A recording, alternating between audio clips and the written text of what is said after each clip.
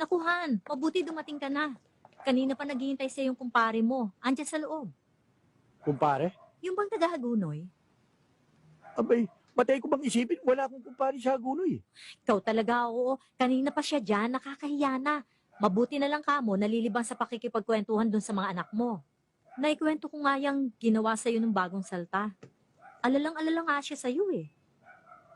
Lab, wala talaga akong alam na kumpare sa Hagunoy. Ay naku, halika na. Kanina pa naghihintay yun sa'yo eh. Nakakahiya na.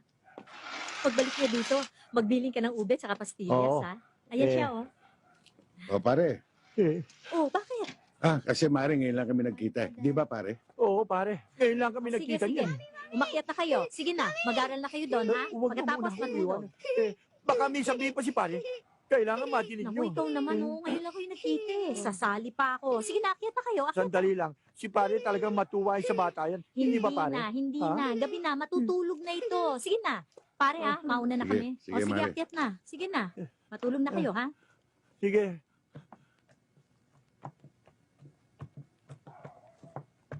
O Rosel, assignment mo ha. Baka hindi ka patapos. Tapos na po.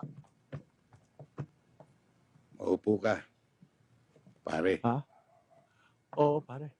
Eh. Ay, nababakas ko na mayroon kang magandang pamilya. Pero nasisiguro kung hindi nila alam yung kalokohang ginagawa mo. Hindi ka ba nanghihinayang na maaaring mawala ka sa kanila? medyo naipit lang po ako eh. Kung hindi ko naman po sila pagbibigyan, baka naman pumapahamak ang pamilya ko. Kaya magbitiw ka na sa pinasukan mo yan. Matunog na matunog, hindi lang sa barangay na ito. Na yung pusyang nakasama mo, may inaalaga ang pugad. At isa pa, magbitiw ka na rin bilang chairman. Mawala ka ng parang bula. Ha? Ngayon, Oh. nasaan yung pugad na yon? Oh. Oh.